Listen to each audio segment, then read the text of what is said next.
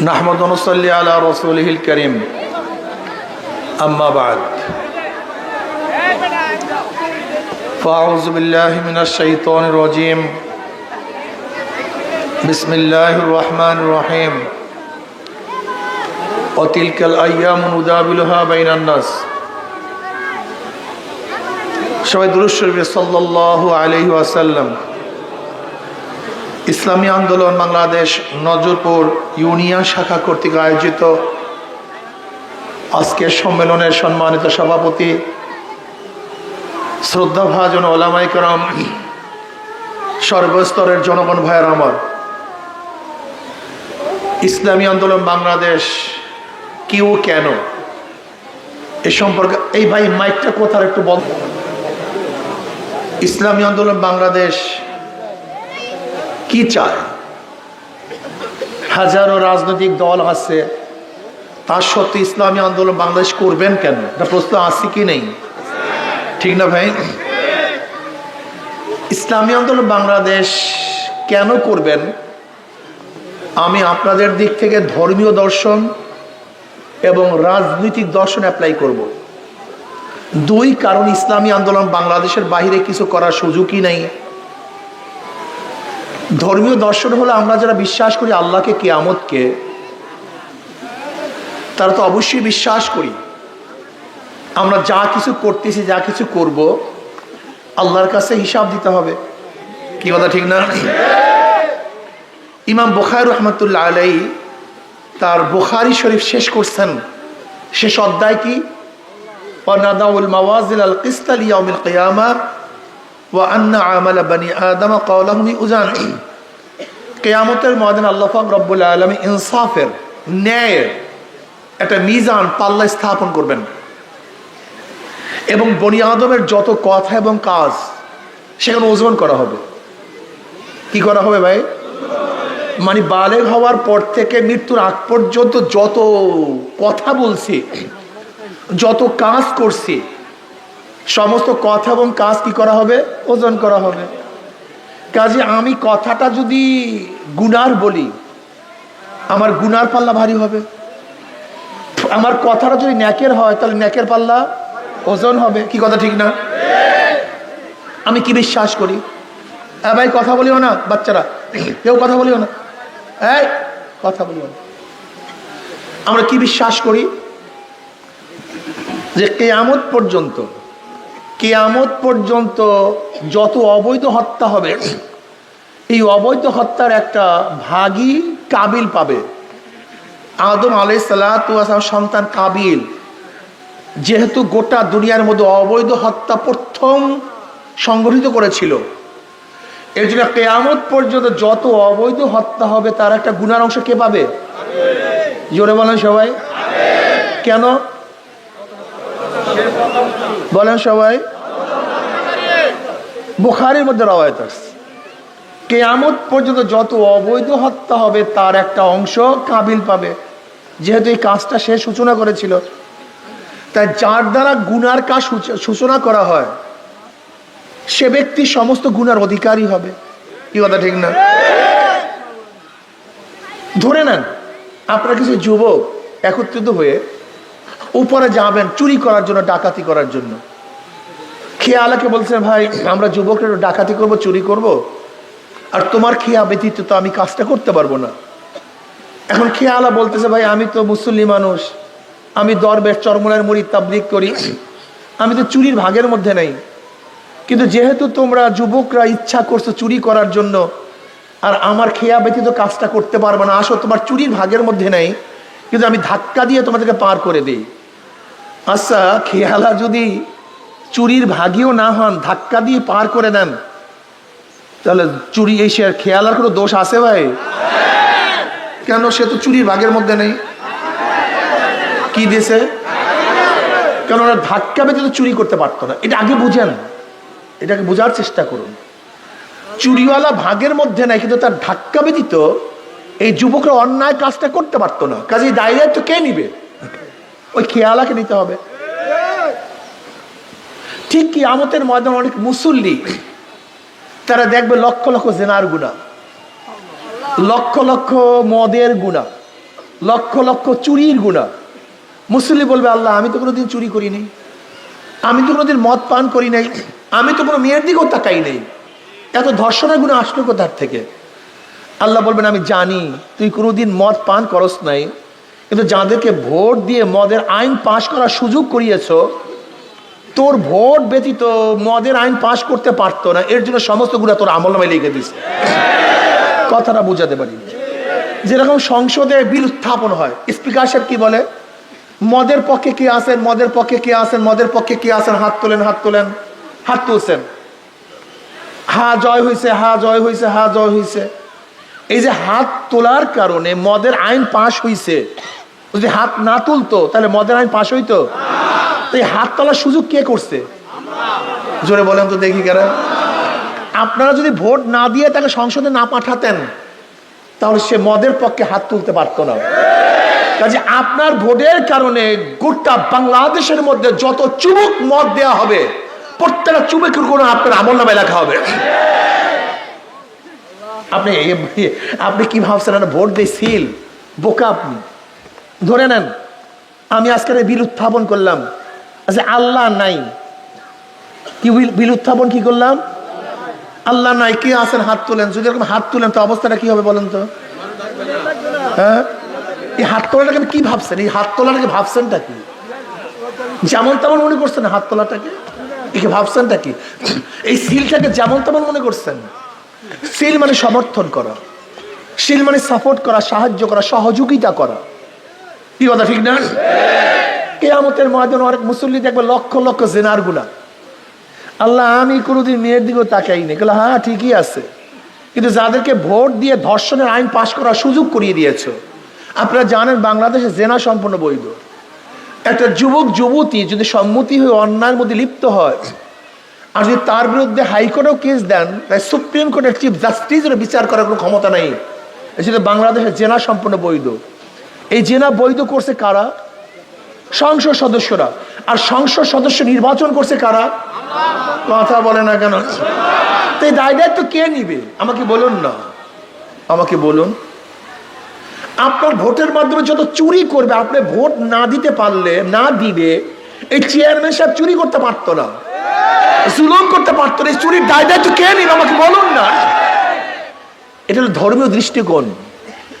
এর জন্য ধর্মীয় দৃষ্টিকোণ থেকে কোনো একজন মোমেন যে আল্লাহকে বিশ্বাস করে, কিয়ামতকে বিশ্বাস করে, সে অন্যায়কে সাপোর্ট করতে পারে না। এটা কোন দৃষ্টিকোণ থেকে? ধর্মীয় দৃষ্টিকোণ থেকে।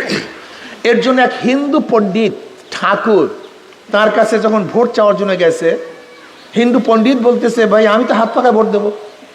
আপনার ঠাকুর মানুষ? আমি চরমনে পীর সাহেব রহমতুল্লাহ বয়ান শুনতাম, তিনি একটা কথা বলেছেন আমার মাথার মধ্যে লাগছে কথাটা। সেটা কি? যে আমার ভোটের দ্বারা যত অন্যায় হবে তার দায় দায়িত্ব আমাকেই গ্রহণ করতে হবে। তা আমি ভোট দিয়ে আমি ঘুমাবো আর অন্যায় সব দায় দায়িত্ব আমি কেন গ্রহণ করতে যাবো? সেদিন থেকে আমি নিয়াত করছি আমি কোনোদিন অন্যায়ের পক্ষে, জালেমের পক্ষে, ক্ষুধাদ্রোহীদের পক্ষে, চোর ডাকাত বদমাশ খুনিদের পক্ষে আমি কোনোদিন রায় দেব না, ভোট দেব না। রাজনৈতিক দৃষ্টিকোণ থেকে মানুষ রাজনীতি কেন করে? শান্তি পাওয়ার জন্য, মুক্তি পাওয়ার জন্য, স্বাধীনতার জন্য, নিরাপত্তার জন্য। এ দেশ কেন স্বাধীন হয়েছিল? সাম্য, মানবিক মর্যাদা, সামাজিক ন্যায় বিচার প্রতিষ্ঠিত করার জন্য। আপনাকে জানেন স্বাধীনতার সেই স্লোগান কি ছিল? প্রিয় ভাইয়ের আমার, যুবক বন্ধুরা, কয়েকটা মিনিট কথা শোনো। দেখো ব্রিটিশদের বিরুদ্ধে আমরা আন্দোলন কেন করেছিলাম? ব্রিটিশদের বিরুদ্ধে আন্দোলন করেছিলাম, বৈষম্যের বিরুদ্ধে আন্দোলন করেছিলাম। যেহেতু ব্রিটিশ আমাদের সাথে বৈষম্য করছিল, এর জন্য তাদের বিরুদ্ধে আন্দোলন করেছিলাম। আবার পাকিস্তান কেন করেছিলাম? সংখ্যাগরিষ্ঠ ভারতের লোকজন মুসলমানদের সাথে বৈষম্য করার কারণে আমরা পাকিস্তান নামীয় স্বাধীন একটা রাষ্ট্র কায়েম করেছিলাম বৈষম্য দূর করার জন্য। 71-এ পাকিস্তান থেকে আমরা আলাদা হয়ে বাংলাদেশ কেন করেছিলাম? বৈষম্য দূর করার জন্য। যেহেতু পশ্চিম পাকিস্তানের লোকগুলি পূর্ব পাকিস্তানের সাথে বৈষম্য করছে, এর জন্য আমরা স্লোগান দিয়েছিলাম সাম্য, মানবিক মর্যাদা, সামাজিক ন্যায় বিচার প্রতিষ্ঠা করতে চাই। এর জন্য আন্দোলন করে বাংলাদেশ নামে একটা ভূখণ্ড আমরা কায়েম করেছিলাম, স্বাধীন করেছিলাম। আজকে 71 থেকে 2024-এর 5ই আগস্ট পর্যন্ত যারা ক্ষমতা, 4 আগস্ট পর্যন্ত যারা ক্ষমতায় ছিল, এই 5ই আগস্ট পর্যন্ত যারা ক্ষমতায় ছিল, এরা বৈষম্য দূর করতে পারে? জোরে বলে পারে। এর জন্য 2024 5ই আগস্ট আবার আন্দোলন সংগ্রাম করেছিলাম। কিসের জন্য? আন্দোলনের সূচনা কি ছিল? বৈষম্য চাই না, আমরা বৈষম্য দূর করতে চাই। এর জন্য মানুষ জীবন দিয়েছে, রক্ত দিয়েছে। আপনাদের নরসিংদী জেলার মানুষগুলি সেই আন্দোলনের বহুত বড় ভূমিকা পালন করেছে। এটা আপনাদের জন্য গৌরবের বিষয়। ধন্যবাদ আপনাদেরকে। নাহিদ শহীদ হয়েছে আমাদের ছাত্র আন্দোলনের ছেলে তাহমিদ। এরকম হাজারো সন্তানেরা শহীদ হয়েছে। কিসের জন্য ভাই? বৈষম্য দূর করতে চাই, জুলুম চাই না, অত্যাচার, অবিচার, চাঁদাবাজি, দখলদারি, আমরা মানুষ শান্তিতে বসবাস করতে চাই। কিন্তু আমরা কি দেখলাম? 5ই আগস্টের পর আবারও সেই চাঁদাবাজি নাই। চাঁদাবাজি নাই, আপনাদের দুর্নীতি নাই, জুলুম নাই, অত্যাচার নাই, অবিচার নাই, মিথ্যা মামলা নাই। তাহলে কেন আন্দোলন করেছিলেন? শেখ হাসিনার বিরুদ্ধে আন্দোলন কেন করেছিলেন? জুলুমের বিরুদ্ধে আন্দোলন করেছিলেন, বৈষম্যের বিরুদ্ধে আন্দোলন করেছিলেন, চাঁদাবাজির বিরুদ্ধে আন্দোলন করেছিলেন। কিন্তু 5ই আগস্টের পরে আবারও যদি সেই চাঁদাবাজি হয়, আবারও সেই বৈষম্য হয়, তা আন্দোলন ব্যর্থ হয়েছে। কিয়ামত পর্যন্ত আন্দোলন করবেন, কোনোদিন আন্দোলন সাকসেস হবে না। আসলে মূল আমরা দেখি না। ব্রিটিশদের উপর আন্দোলন করেছি, সাকসেস হই নাই। পাকিস্তান করছি, সাকসেস হই নাই। বাংলাদেশ করছি, সাকসেস হই নাই। শেখ হাসিনা ফ্যাসিস্টকে বিতরিত করেছি, পালাতে বাধ্য করেছি, কিন্তু এখনো সাকসেস। কারণটা কি? সুন্দর একটা কারণ আমাদের শায়েখ মোর্শেদ বলে গেছেন। দেখেন আপনাদের মাথায় ধরে কিনা। একজনের নাম এ, একজনের নাম বি, একজনের নাম সি। এও চোর, বিও চোর, সিও চোর। ক্ষমতা আছে এ, সে কি করবে? হটাও এ, বসাও বি, সে কি করবে? হটাও বি, বসাও সি, সে কি করবে? কারণটা কি? নেতার পরিবর্তন হয়েছে, দলের পরিবর্তন হয়েছে, কিন্তু নীতি আদর্শ পরিবর্তন হয়নি। মাদার গাছ লাগিয়ে আমের আশা করা, তেঁতুল গাছ লাগিয়ে মিষ্টি ফলের আশা করা, দুর্নীতিবাজ, চোর, ডাকাত, বদমাশ নেতাদের মাধ্যমে দুর্নীতি বন্ধ হতে পারে না। এতদিন চাঁদা তুলছে ফেন্টু, এখন চাঁদা তুলে নেন্টু। ঠিক হন? এতদিন দখলদার কাছে কেন্টু, এখন করে ফেন্টু। এই বাস পার্থক্য শুধু চেহারার, হাতের। কিন্তু চুরি পরিবর্তন, চাঁদাবাজি পরিবর্তন কিয়ামত পর্যন্ত হবে না। আমার যুবক বাবার কতদিন রক্ত দিবা, কতদিন জীবন দিবা? তোমাদের রক্তের কোনো দাম নেই, সময়ের কোনো দাম নেই, তোমাদের সময়ের কোনো মূল্য নেই, জীবনের কোনো মূল্য নেই, তোমাদের মাথা নাই, মাথা নাই না। চোর, ডাকাত, বদমাশদেরকে আর লিডার বানাতে চাই না। এই যে ইঞ্জিনিয়ার জোনায়েদ, এই যে দাঁড়াও তুমি, এই ছেলেটা কিন্তু মাদ্রাসার ছেলে না, এই আপনাদের এলাকারই সন্তান। ও কিন্তু মাদ্রাসার সন্তান না, ইঞ্জিনিয়ারিং পাস করছে। আলহামদুলিল্লাহ, আমার ছোটবেলার থেকে আমি পরিচয়, ওর সাথে আমার পরিচয় আছে। ওর এক বন্ধু অ্যাডভোকেট, কি জানি নরি, কই জানি, এই যে রনি, ও বলছে যে আমি, ওর তো আমার বন্ধু ছোটবেলার থেকে, একই সাথে বসো তোমরা। আমি চিনি জোনায়েদকে, ওকে আমরা চিনি। মনে হয় যেন মাদ্রাসার ছেলে, একটা মুফতি, আলেম। কি কথা ঠিক না? জোনায়েদের টার্গেট যুবক সমাজ, যুবকের সেল। তার বারবার তার একটা বক্তব্য, যুব সমাজ যদি ভালো হয়ে যায়, সমাজ ভালো হয়ে যাবে। যুবক সমাজ যদি আদর্শবান হয়, সমাজ আদর্শবান হবে। যুব সমাজ যদি নেতা বা সে নীতিবান হয়, তার সমাজ নীতিবান হয়ে যাবে। এটা ওর বক্তব্য। আলহামদুলিল্লাহ, আমি আশ্চর্য হয়ে গেছি, খুশি, আমার কলিজা ভরে গেছে। আজকে নজরপুর ইউনিয়নের যুবকদের আনাগোনা, তাদের হুজুম, তাদের স্পৃহা, তাদের স্পিড, তাদের উপস্থিতি আমাকে অনেক খুশি করেছে, আনন্দিত করেছে। আমি বিশ্বাস করি যুবক মুরব্বীরা, এই যুবক মুরব্বীরা, যুবকরা কাজ করবে, মুরব্বীরা বুদ্ধি দিবে, পরামর্শ দিবে, সাথে থাকবে। মুরব্বীরা সামনে থাকবে, যুবকরা পিছনে থাকবে। যদি মুরব্বীরা সামনে থাকে আর যুবকরা পিছনে থাকে, সেই দলকে গোটা দুনিয়ার কেউ হারাতে পারে না। নজির নাই, ইতিহাস নাই। আমার মা বোনেরা থাকবে আমাদের সাথে, মা বোনেরা তারা সাহায্য সহযোগিতা করবে। যুবকরা সামনে অগ্রসর হবে, মুরব্বীরা সামনে থাকবে, নেতৃত্ব প্রদান করবেন। যদি এরকম জোনায়েদের মতো নেতা এই ইউনিয়নের চেয়ারম্যান হয়, আমি বিশ্বাস করি সেখানে সাম্য মানবিক মর্যাদা প্রতিষ্ঠা হবে ইনশাআল্লাহ। ইউনিয়ন ইউনিয়নের প্রত্যেকটা হিন্দু নিরাপদে থাকবে ইনশাআল্লাহ। আমাদের চরমনাই ইউনিয়নের হিন্দুরা সবচেয়ে বেশি নিরাপদে থাকে। বাংলাদেশের কোনো জায়গায় আপনারা দেখেছেন খবরে, একেবারে জাতীয় খবরে নিউজে আসছে, বাংলাদেশের কোনো জায়গায় এবার পূজা মণ্ডপ না বাড়লেও চরমনাই ইউনিয়নে 2টা পূজা মণ্ডপ বাড়ছে। আগের যা ছিল তা তো আছেই, 2টা বাড়ছে। আমাদের ইউনিয়নে সমস্ত হিন্দুরা নিরাপদ। এটা রাজনৈতিক দৃষ্টিকোণ থেকে বলছি যে একজন আদর্শবান ব্যক্তি কারোর উপর জুলুম করতে পারে না, একজন নীতিবান ব্যক্তি কারোর উপর জুলুম করতে পারে, অত্যাচার করতে পারে না। যে ব্যক্তি ভালো, যে ব্যক্তি নিজে ভালো, সে অন্য কাউকে ক্ষতি করতে পারে না। এটা রাজনৈতিক দর্শন, সে যেই হোক না কেন। এর জন্যই বুঝি ইসলামী আন্দোলন করবেন ধর্মীয় দৃষ্টিকোণ থেকে, রাজনৈতিক দৃষ্টিকোণ থেকে, এর বাহিরে যাওয়ার কোনো সুযোগই নেই। কাজে এখানে যারা আসছেন, আজকে যদি ইনশাআল্লাহ ওয়াদা করতে পারেন, হুজুর জীবনবার বহুত নেতা দেখেছি, বহুত চেয়ারম্যান দেখেছি, এবার আমাদের ইঞ্জিনিয়ার জোনায়েদের মতো এরকম যুবক এক সন্তান, যে বাংলা শিক্ষিত কিন্তু আদর্শবান, নীতিবান, চরিত্রবান, ইসলামী হুকুমাত কায়েম করার জন্য আজকে নরসিংদী নজর, নজর মানেই তো দৃষ্টান্ত, কি কথা ঠিক না? নজির, নজির মানেই তো দৃষ্টান্ত, কথা ঠিক না? আজকে নজরপুর মানে নজিরপুর ইউনিয়ন দৃষ্টান্ত স্থাপন করবে। এখান থেকে আন্দোলনের সূচনা হবে, ইসলামী বিপ্লবের সূচনা হবে।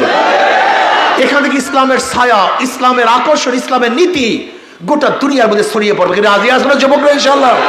কি বুড়ি বুড়ি রাজি আছেন ইনশাআল্লাহ?